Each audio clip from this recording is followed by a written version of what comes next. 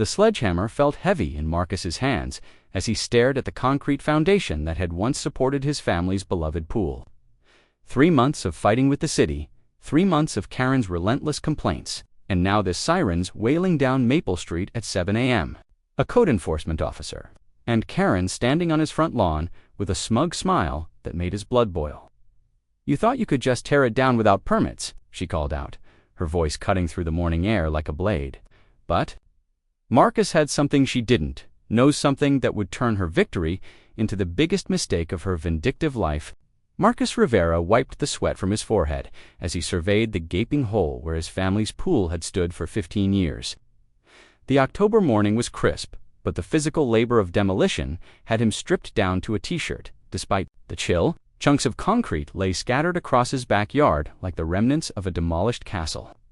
And the sweet satisfaction of finally being free from the constant maintenance, the endless chemical balancing, and most importantly, the complaints filled his chest with something approaching peace.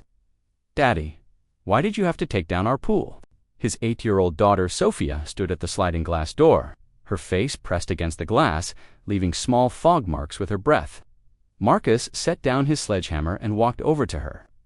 "Remember what we talked about, Mia? Saving money for your college fund, and pools are expensive to keep running."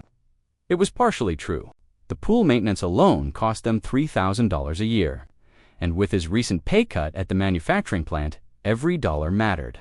But the real reason stood just beyond his back fence, tending to her roses with the precision of a military operation. Karen Whitmore had moved in next door 2 years ago, and from day one, she'd made it her personal mission to police every aspect of the neighborhood. The pool had become her primary target, too loud during family gatherings, too many cars parked on the street during Sophia's birthday parties, pool chemicals allegedly killing her precious flower garden, and most recently, claims that their pool pump violated the city's noise ordinance. The Hendersons had pool parties every weekend for 10 years before she moved in.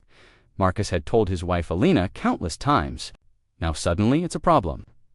But Alina was tired of fighting. Tired of the certified letters from the city. Tired of Karen's passive-aggressive comments at the grocery store. "Maybe it's time, Marcus," she'd said 3 months ago. "Maybe we just take it down and end this whole mess." Now, as Marcus looked at the destruction in his backyard, he felt something between relief and loss. 15 summers of Sophia learning to swim, countless barbecues with friends and family, the place where he'd proposed to Alina on a warm July night 7 years ago. All of it reduced to rubble because one woman couldn't mind her own business. "Mr. Rivera." The voice came from his front yard, sharp and demanding. Marcus walked around the side of his house, still carrying the sledgehammer, and found Karen, standing on his front lawn. She was dressed in her usual uniform-pressed khakis, a polo shirt with some homeowners association logo, and a clipboard that seemed permanently attached to her left hand. Her gray hair was pulled back in a bun so tight it looked painful. "Can I help you, Karen? I'm here about the illegal demolition you've been conducting without proper permits." She held up a thick folder. "I've been documenting everything." Marcus felt his jaw clench. "It's my property, my pool. I can tear it down if I want to." "Actually, you can't." Karen's smile was the kind that belonged on a shark. "Any structure over a certain square footage requires demolition permits from the city. Your pool was 16 by 32 feet, well over the threshold. I've already filed a complaint with code enforcement." "You've got to be kidding me." "I never kid about municipal codes, Mr. Rivera. The city takes unpermitted work very seriously. There are fines involved, substantial ones." Marcus gripped the sledgehammer tighter. "Lady, I just spent 3 days breaking up concrete with hand tools. My back is killing me. My daughter is sad about losing her pool, and now you want to fine me for getting rid of the thing you've been complaining about for 2 years. The law is the law." Karen made a note on her clipboard. "You should have researched the requirements before you started swinging that sledgehammer around like some kind of caveman." The insult hit Marcus like a slap. He'd worked construction for 5 years before taking the factory job, had built half the deck on his house with his own hands, and knew more about proper building techniques than Karen ever would. But arguing with her was like trying to reason with a parking meter. "Fine," he said through gritted teeth. "I'll call the city and sort this out." "Oh, you won't need to call them."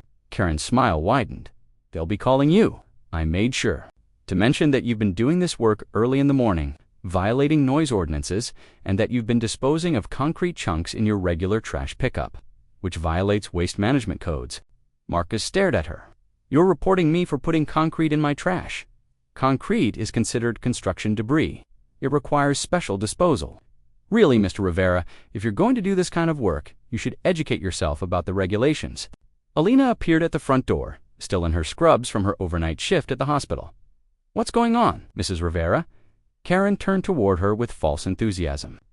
I was just explaining to your husband about the legal issues with his unpermitted demolition project, taking in his white-knuckled grip on the sledgehammer and the tension radiating from every muscle in his body.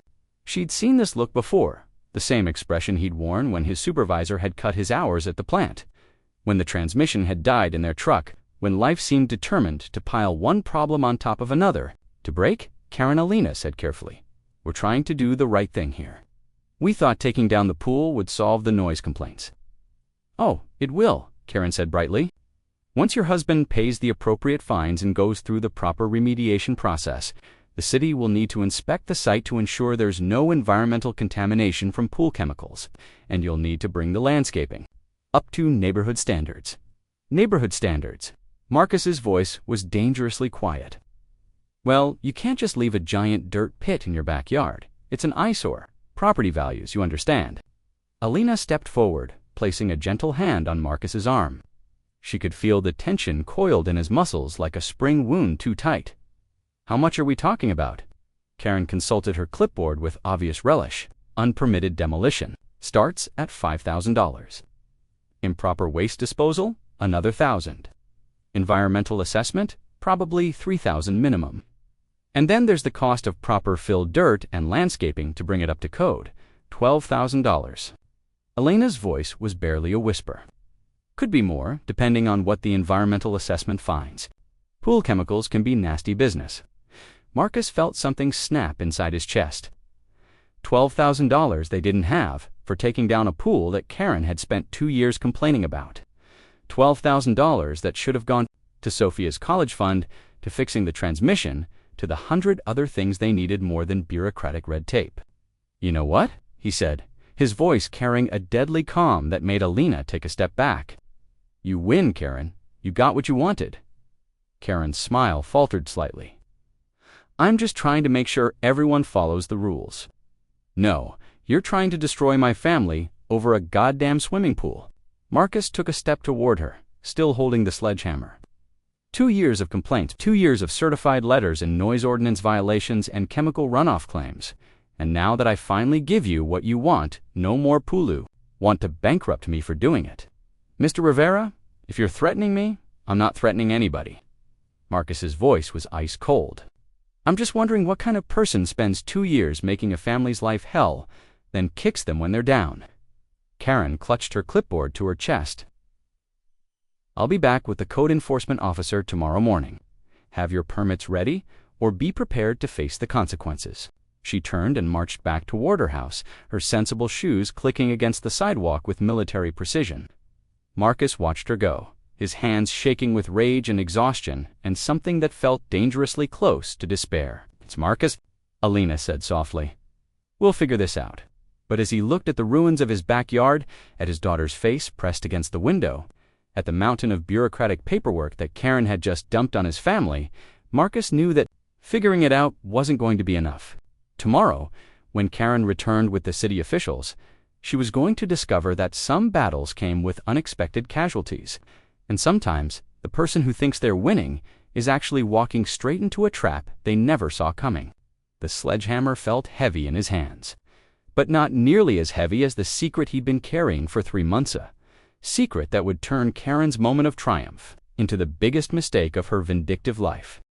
The next morning arrived with the sound of car doors slamming and official voices carrying across the crisp October air. Marcus had been awake since 4 a.m., sitting at his kitchen table with a cup of coffee that had long gone cold, staring at the manila folder he'd hidden in his toolbox for 3 months. The folder that contained Karen's doom, if only she was stupid enough to push him far enough. Daddy Sophia padded into the kitchen in her pajamas, rubbing her eyes. Why are there police? Cars outside. Marcus looked through the window and counted them. 2 patrol cars, a code enforcement truck, and Karen's pristine Honda Civic. All parked along the street like some kind of municipal invasion force. His neighbors were starting to emerge from their houses, drawn by the spectacle like moths to a flame. "It's okay, Mia. Just some city business." He kissed the top of her head. "Why don't you go get dressed for school?" Alina appeared in the doorway, already dressed in her hospital scrubs for the day shift. "Marcus, what's all this about?" "Mrs. Henderson just texted me. She says there are cops everywhere." Before Marcus could answer, a sharp knock echoed through the house. Not the polite knock of a neighbor or the quick rap of a delivery driver, but the authoritative pound of someone who expected immediate compliance. Marcus opened the front door to find a small army on his porch. 2 police officers flanked a thin man in a brown uniform with code enforcement embroidered on his chest. Behind them, Karen stood with her arms crossed, wearing the expression of someone who'd just been vindicated by the universe itself. Mr. Rivera, the code enforcement officer, consulted his clipboard. "I'm Officer Bradley with the city's Building and Safety Department. We've received multiple complaints about unpermitted demolition work being conducted at this address." Multiple complaints. Marcus looked directly at Karen. "From who?" "That's not relevant," Officer Bradley said briskly. "What matters is that we have documented evidence of illegal construction activity. We need to inspect the property and assess any violations." One of the police officers, a young woman with tired eyes, stepped forward. "Sir, we're here to ensure this inspection proceeds peacefully. There's no need for this to become confrontational." Marcus almost laughed. Confrontational. As if Karen hadn't been waging a 2-year war against his family, and now she'd brought the full weight of the city government to finish the job. "Fine," he said. "Let's get this over with." The small procession moved through his house like an invading army. Sophia pressed herself against the wall as they passed, her eyes wide with confusion and fear. Alina squeezed Marcus's hand as they followed the officials into the backyard, where the remnants of their pool lay scattered like archaeological ruins. Officer Bradley surveyed the destruction with professional detachment, making notes on his clipboard and taking photographs with a digital camera. The police officers stationed themselves at strategic points around the yard, as if Marcus might suddenly produce a weapon and start a concrete-based insurgency. "Significant unpermitted demolition," Bradley muttered, documenting everything. "Improper disposal of construction materials. No environmental impact assessment." He looked up at Marcus. "Sir, this is a serious violation of municipal building codes." "How serious?" Alina asked, though her voice suggested she didn't really want to know. Karen stepped forward, unable to contain her glee any longer. "I did some research last night. Between the fines, the environmental assessment, and the remediation costs, you're looking at $15,000 to $20,000 minimum." The number hit Marcus like a physical blow. $20,000, more than half his annual salary. Enough to bankrupt them, force them to sell the house, uproot Sophia from the only school she'd ever known. "Of course," Karen continued, "if you'd just followed proper procedures from the beginning, none of this would be necessary. But I suppose some people think the rules don't apply to them." Officer Bradley nodded gravely. "Mrs. Whitmore has been very helpful in documenting the violations. She provided detailed photographs, timeline documentation, and witness statements from other concerned neighbors." Marcus felt Elena's hand tighten in his other neighbors. Who else had Karen recruited to her cause? The Patels from 2 houses. "Down," Karen said, reading his expression. "They're concerned about property values. And the Johnsons across the street have been documenting the noise violations during your demolition work." "Noise violations." Marcus's voice was dangerously quiet. "I worked 3 hours a day, between 9 a.m. and noon, well within city noise ordinances." Actually, Karen pulled out another folder. The noise ordinance for construction work requires permits and neighbor notification. Since you had neither any noise constituted a violation, Marcus stared at her. This woman, who had systematically destroyed his family's life with bureaucratic precision, she'd thought of everything, covered every angle, built a legal fortress around her vendetta that seemed absolutely impenetrable. Almost, "You know what, Karen?" Marcus walked over to where his toolbox sat next to the demolished pool. "You're absolutely right. I should have done my research better." He popped open the toolbox and pulled out the manila folder he'd been hiding for 3 months. The folder that contained copies of documents he'd obtained through a public records request, documents he'd hoped he'd never need to use. "What's that?" Officer Bradley asked. Marcus smiled for the first time since this whole nightmare began. "Karen likes to talk about research and documentation. Well, I did some research too." Karen's confident expression flickered slightly. "What are you talking about?" "I'm talking about your pool, Karen." The color drained from her face. "I don't have a pool?" "No, you don't. Not anymore." Marcus opened the folder and pulled out a stack of photographs. "But you did, from 1987 to 2019. A nice kidney-shaped pool, right where your rose garden is now." Officer Bradley frowned. "I'm not sure how this is relevant. It's relevant because Karen filled in her pool 3 years ago, right before she moved into this neighborhood. And according to these city records, she never pulled demolition permits either." The silence that followed was so complete that Marcus could hear a leaf blower running 3 blocks away. Karen's mouth opened and closed like a fish gasping for air that you filled in a pool without permits. Officer Bradley's tone had shifted from official authority to professional interest. Marcus handed him the folder.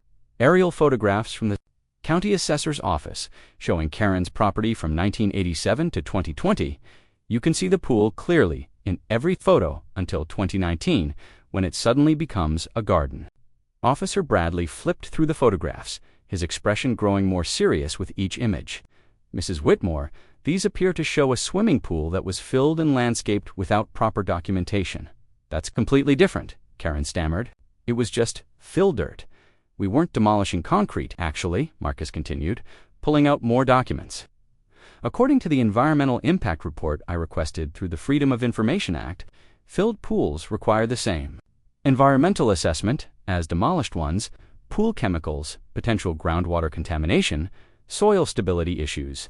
Karen's face had gone from pale to gray. "You requested my environmental records, public information." "Karen, just like you said yesterday, anyone can file a complaint with the city if they think their neighbor is breaking the rules." Officer Bradley was now studying the documents with intense focus. "Mrs. Whitmore, do you have permits for the pool remediation at your property?" We hired a contractor." They said, "Do you have permits?" Bradley repeated. Karen's silence was answer enough. Marcus felt a surge of satisfaction so pure it was almost intoxicating.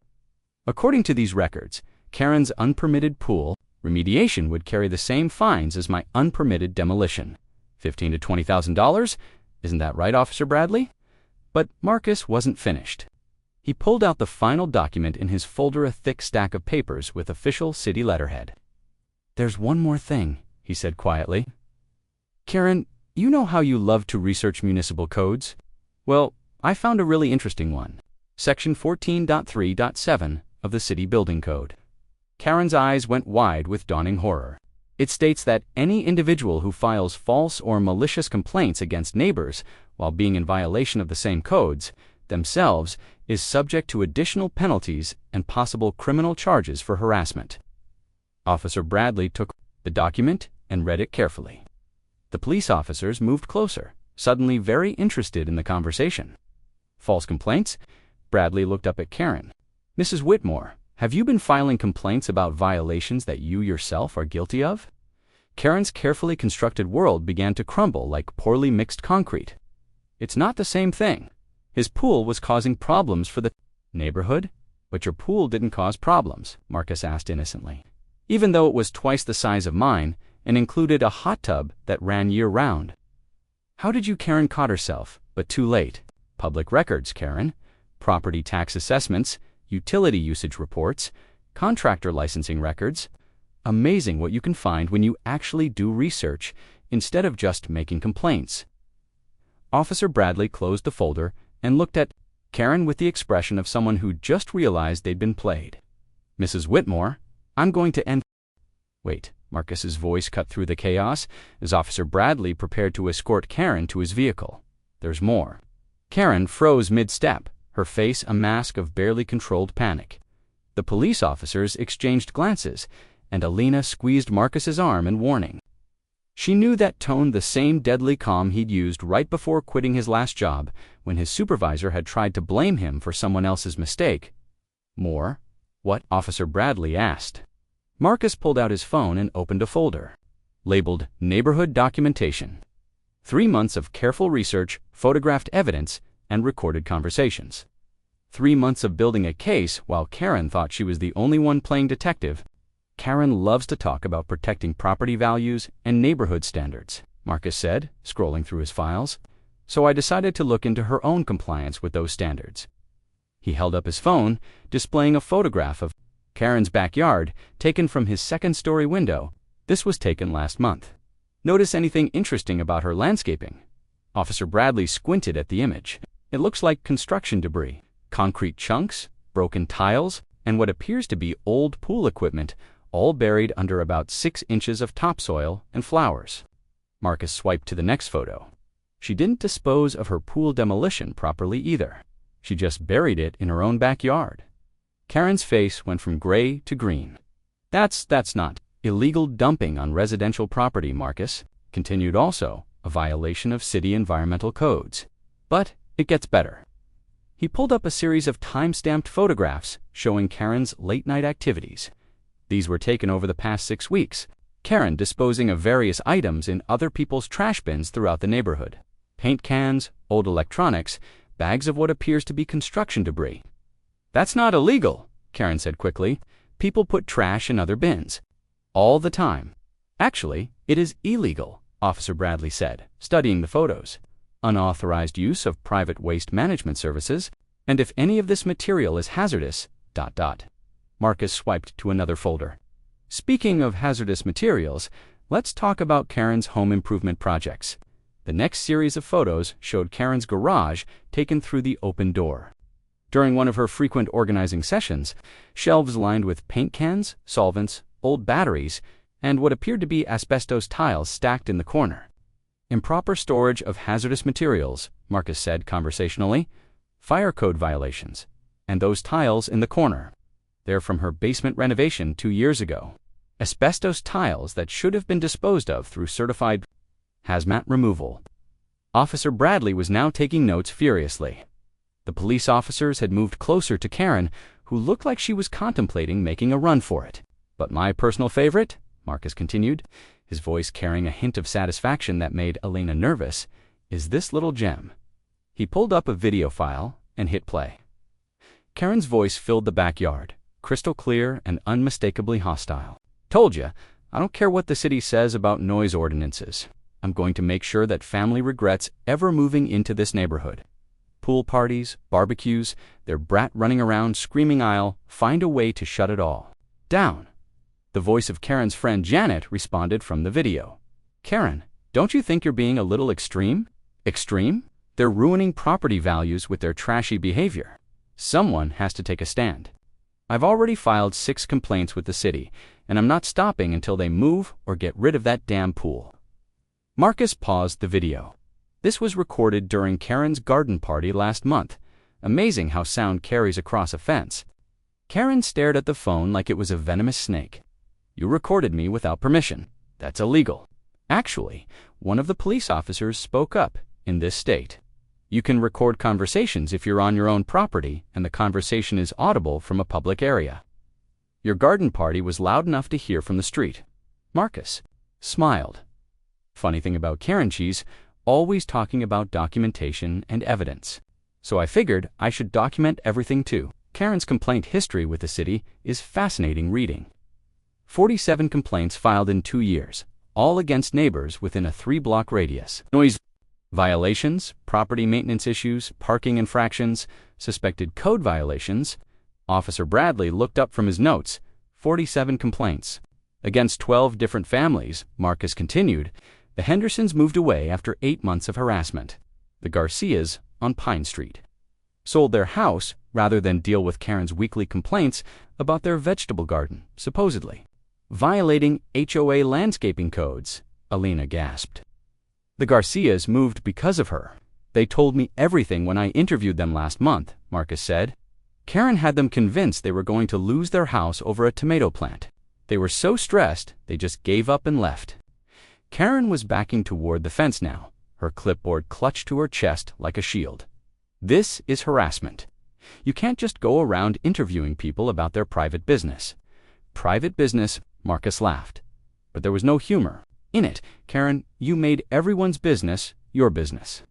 You filed complaints about Mrs. Chen's wind chimes, the Johnsons' basketball hoop, and the Martinez family's fence height. You called code enforcement on an 80-year-old man because his lawnmower was too loud. He pulled up another document on his phone. But the best part is, this a petition you circulated last year, trying to get the city to ban children's playground equipment in front yards. Your exact words were, residential areas should maintain dignified aesthetics, not look like low-income housing projects. The police officers were now staring at Karen with undisguised distaste. Officer Bradley had stopped taking notes and was just shaking his head. "Ma'am," the younger police officer said slowly, "are you telling me you've been systematically harassing your neighbors for 2 years?" "I was protecting property values," Karen said desperately. "Someone has to maintain standards." "Whose standards?" Marcus asked. "Because I also found this." He pulled up a final document, a real estate listing from 3 years ago. Karen's house was listed for sale for 18 months before she moved here. The listing describes it as needing significant updates and repairs. Photos show peeling paint, a broken fence, overgrown landscaping, and what appears to be a junked car in the driveway. The photos on his phone showed a property that looked nothing like Karen's current pristine landscape. The house was run down, the yard was a disaster, and the pool was green with algae. Interesting how someone who couldn't maintain her own property becomes the neighborhood enforcer the minute she moves somewhere new, Marcus said. Karen's face was now completely white. "That's not, those photos are, ... double quotes, public record," Marcus finished, "just like everything else. Real estate listings, property tax records, building permits, complaint histories, it's all public information. If you know where to look." Officer Bradley closed his notebook with a snap. "Mrs. Whitmore, I think we need to have a very long conversation about filing false complaints, harassment, and your own code violations." "This is ridiculous," Karen sputtered, but her voice had lost all its authority. "I'm the victim here. They're the ones who, what?" Marcus interrupted. "Had family barbecues, let their daughter play in the pool, lived their lives without asking your permission." The fight went out of Karen all at once, like air escaping from a punctured tire. She looked around at the faces surrounding her police officers, who now saw her as a chronic complainer, a code enforcement official who realized he'd been manipulated, neighbors who were starting to gather and whisper as word spread through the street. "I was just trying to maintain neighborhood standards," she said weakly. "No," Marcus said quietly. "You were trying to control everyone around you because you couldn't control your own miserable life." Officer Bradley stepped forward. "Mrs. Whitmore, you're going to need to come with us. We have multiple violations to discuss, and I suspect this investigation is going to expand significantly." As they led Karen toward the patrol car, she turned back one last time, her face twisted with rage and desperation. "This isn't over," she called out. "You think you've won, but I'll find a way to, actually," Marcus said, pulling out one final document. "It is over. Because while you were playing neighborhood dictator, I filed a restraining order." Karen stopped dead in her tracks. Harassment, intimidation, filing false reports, and creating a hostile living environment. Marcus read from the legal document. "The temporary order was granted yesterday. You're legally prohibited from contacting my family, filing complaints about our property, or setting foot on our land." The police officer helping Karen into the car paused. "Sir, do you have documentation of that order?" Marcus handed him the paperwork, signed by Judge Martinez. "Karen has 24 hours to comply, or she faces contempt of court charges." As the patrol car pulled away with Karen in the back seat, Alina turned to her husband with a mixture of admiration and concern. "Marcus, how long have you been planning this?" 3 months, he said, watching the car disappear around the corner. "Ever since she filed the first complaint about Sophia's birthday party, The call came at 6:47 p.m., just as the Rivera family was sitting down to dinner. Marcus almost didn't answer the unknown number, but something made him pick up. "Mr. Rivera, this is Detective Sarah Chen with the Municipal Investigation Unit. Need to talk. Elena looked up from cutting Sophia's chicken, concern creasing her features. Marcus stepped into the living room, his stomach tightening. What can I do for you, detective?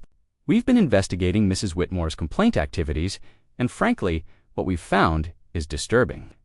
Can you meet me tomorrow morning? I think you'll want to see this. The next morning, Marcus found himself in a sterile conference room. At City Hall, facing Detective Chen and a stack of files that seemed to grow larger every time he looked at it. Chen was a compact woman in her 40s, with sharp eyes and the no-nonsense demeanor of someone who'd seen every type of municipal corruption imaginable. Mr. Rivera, when we started looking into Mrs. Whitmore's complaint history, we expected to find an overzealous neighbor. What we actually found was something much more systematic.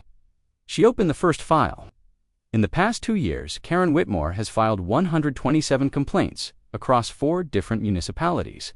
Marcus blinked. 127. I thought it was 47. That was just in your city. She's been active in every place she's lived over the past decade. Chen spread out a map dotted with red pins. Phoenix, Denver, Austin, and now here. Same pattern everywhere. Moves into a neighborhood, begins a campaign of complaints and harassment, drives out multiple families, then moves on. She's done this before, extensively, and we're starting to suspect it's not random. Chen pulled out a thick folder labeled Phoenix Investigation.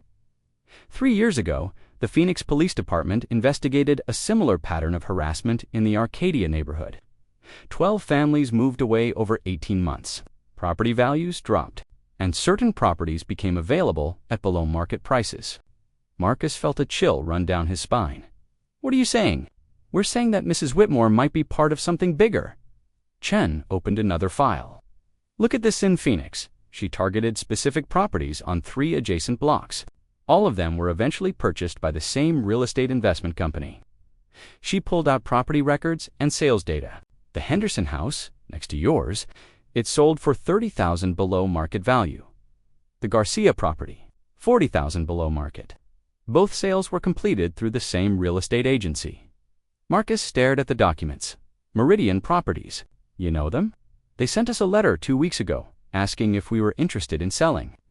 Said they'd heard we might be having neighborhood issues and could offer a quick sale.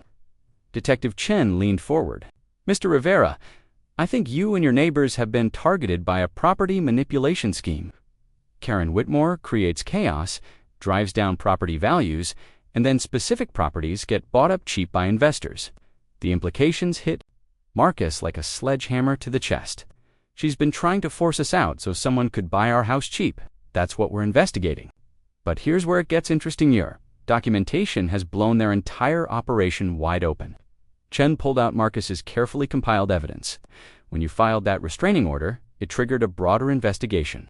We've been looking into this kind of scheme for months, and your case provided the missing pieces. She spread out a series of photographs and documents. Karen made a critical mistake when she targeted your family. She didn't realize you were documenting everything, and she definitely didn't expect you to fight back this effectively. Marcus studied the evidence, pieces of a larger puzzle falling into place. The other neighbors who filed complaints against us, we interviewed them yesterday.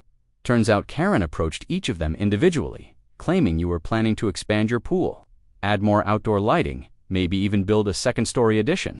She convinced them you were going to destroy their property values.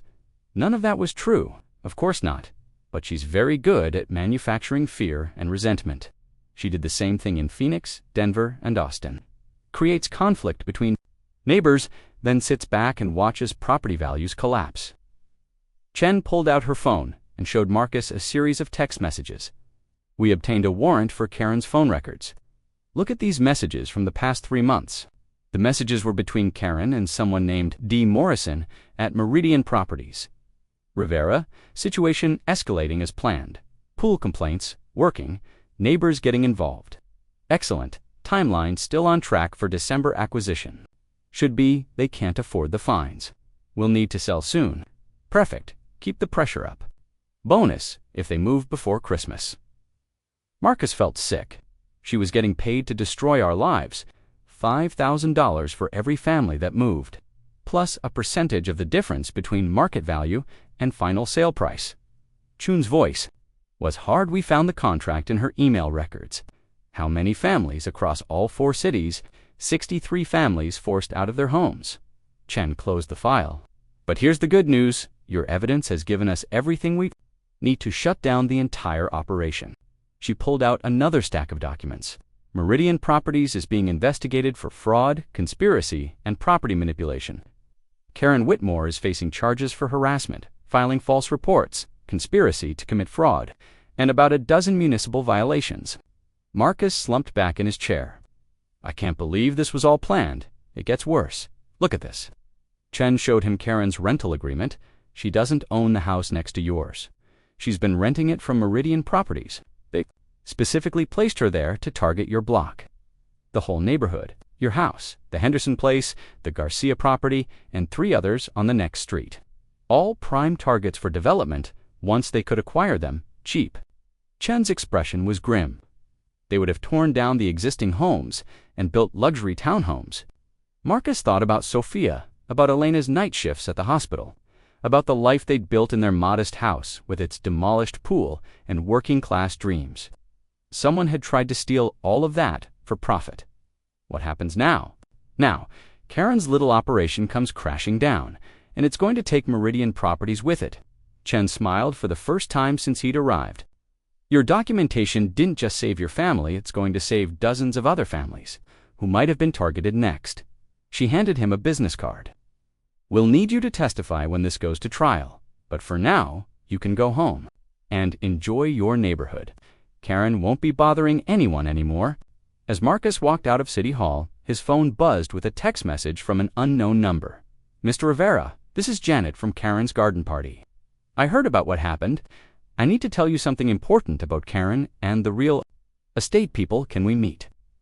Marcus stared at the message, realizing that Karen's network was bigger than anyone had imagined and it was all starting to collapse. But as he drove home, he couldn't shake the feeling that the most dangerous part was still ahead.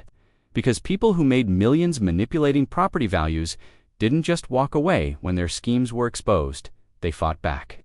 And Marcus was about to discover that taking down Karen Whitmore was just the beginning of a much larger battle, one that would determine whether his family could ever truly feel safe in their own home again. Marcus met Janet at a 24-hour diner 20 miles from his neighborhood in a booth tucked away from the windows. She arrived 10 minutes late, constantly checking over her shoulder like someone expecting to be followed. Janet Martinez was a soft-spoken woman in her 50s who'd been Karen's only real friend in the neighborhood, or so everyone had thought. Thank you for coming, Janet said, sliding into the booth across from him. Her hands were shaking as she wrapped them around her coffee cup. I wasn't sure you'd want to talk to me after everything. What did you need to tell me? Janet pulled out her phone and set it on the table between them. I recorded Karen's conversations, not just the garden party everything, for months. Marcus felt his pulse quicken. Why? Because I knew something was wrong. Karen moved in next to you 2 years ago, but she'd been coming to the neighborhood for months before that. I saw her parked on different streets, taking pictures of houses, writing notes. When she finally moved in, she already knew everyone's routines, their work schedules, even which kids played where. Janet swiped through her phone, showing Marcus dozens of audio files. She wasn't just complaining about your pool for noise violations. She was specifically trying to create a paper trail that would force you to spend money you didn't have. The permit violations, ... double quotes, were calculated. She knew exactly how much the fines would be, how long the process would take, what it would cost your family. She had spreadsheets, Marcus' actual spreadsheets, tracking your finances, your work schedules, even Sophia's school activities. The blood drained from Marcus's face. She was stalking my daughter. She knew Elena worked night shifts, knew when you'd be home alone with Sophia, knew your family's vulnerable points. Janet's voice dropped to a whisper. But that's not the worst part. She opened a new folder on her phone.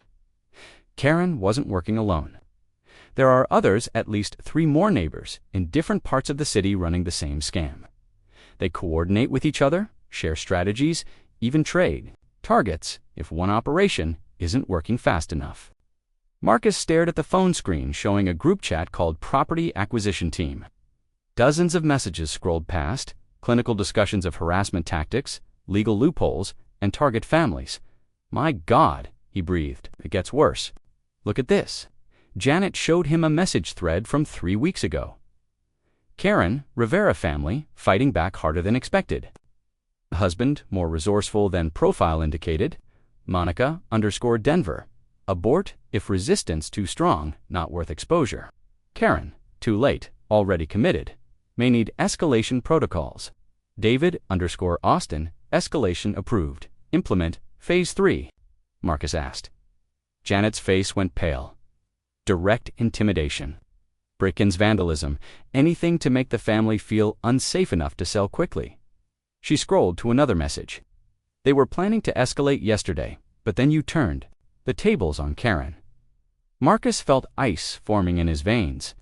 They were going to break into my house. Or worse. Look at this message from last night. Janet showed him a new thread. David _ Austin, Rivera situation compromised. Operation blown. Recommend immediate extraction. Unknown _ negative. Too much exposure now. Rivera knows too much. Recommend permanent resolution. Monica _ Denver. Are you suggesting what I think you're suggesting? Unknown _ Whatever it takes to protect the operation, we have too much invested to walk away. Marcus grabbed Janet's arm. Who is the unknown number? I don't know, but based on the way everyone defers to them, they're running the whole thing. And Marcus, .. Janet's voice cracked. They're not talking about just shutting down the operation anymore. Marcus's phone buzzed. Alina texting from work. Strange car parked across the street for the past hour. Driver just sitting there watching the house. Should I call police? I have to go, Marcus said, standing abruptly. Wait. Janet grabbed his wrist. There's more. I have recordings of Karen talking to someone about your family's daily routines, your work schedule, even which windows in your house don't have security sensors. Security sensors? How would she know that? Because they had someone case your house. A utility inspector who came by 3 months ago. That wasn't the city. That was them. Mapping your security vulnerabilities. Marcus remembered the man with the clipboard who'd claimed to be checking gas lines. He'd been inside their house, in their basement, had asked detailed questions about their alarm system. They know everything about us, he said quietly. That's why I called you. When I heard Karen got arrested, I knew they'd blame you for everything falling apart. Janet pulled out a flash drive.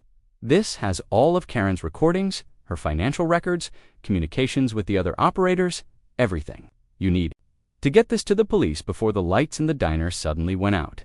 Emergency lighting kicked in a few seconds later, casting eerie shadows across the restaurant. Most of the other customers were grumbling about power outages. But Marcus noticed 2 things that made his blood freeze. Janet's face had gone white with terror, and a black SUV was now parked directly outside the diner's front entrance. They found us, Janet whispered. 3 men in dark clothing entered the diner, moving with the purposeful stride of people who weren't there for coffee. The tallest one scanned the room methodically until his eyes locked onto their booth. Back exit? Marcus said quietly. There isn't one. I checked when I got here. The tall man was walking toward them now, his hand inside his jacket. Marcus made a split-second decision that would either save their lives or get them both killed. He stood up and shouted at the top of his lungs. Everyone down. These men have guns. Chaos erupted. Customers screamed and dove under tables. The diner staff hit panic buttons. And most importantly, car alarms started going off in the parking lot as people rushed outside, creating exactly the kind of public attention that made professional intimidators very nervous. The 3 men hesitated, caught between completing their mission and avoiding a scene that would bring police within minutes. In that moment of uncertainty, Marcus grabbed Janet's hand and the flash drive, and they ran toward the kitchen. Stop right there. The tall man's voice carried over the screaming, but Marcus didn't look back. They burst through the kitchen, doors past startled cooks and dishwashers, and out the rear delivery entrance into an alley that Marcus prayed wasn't a dead end. It wasn't, but as they rounded the corner onto the main street, Marcus saw 2 more black SUVs positioned at strategic points around the diner. How many people are involved in this? He gasped as they ran. More than we thought, Janet replied, surprisingly fast for a woman in her 50s, and they have a lot more to lose than just money. Marcus's phone rang as they reached his truck. Detective Chen's name flashed on the screen. "Marcus, where are you?" "We just got word that Karen made a phone call from jail. Something big is happening, and you might be in danger." "No kidding," Marcus said, helping Janet into the passenger seat as he watched the black SUVs beginning to converge on their location. "I'm with Janet Martinez, and we have evidence that this conspiracy is much bigger than we thought. Get to the police station immediately. We have protective custody arranged." As Marcus started the truck and pulled into traffic, he looked in his rearview mirror and saw the three men from the diner standing in the alley, one of them speaking urgently into a radio. "Janet," he said, as they drove toward what he hoped was safety, "exactly how big is this operation?" Janet clutched the flash drive like a lifeline, big enough that they're willing to kill to protect it. "And Marcus, after tonight, they're going to come after your family with everything they have." As if summoned by her words, Marcus's phone buzzed with a text from an unknown number. "Your wife gets off work at 7 a.m. Your daughter walks to school at 8:15. Stop interfering or accidents happen." The message was followed by a photo of Alina leaving the hospital, taken just hours earlier. Marcus pressed the accelerator harder, knowing that the real war for his family's survival was just beginning.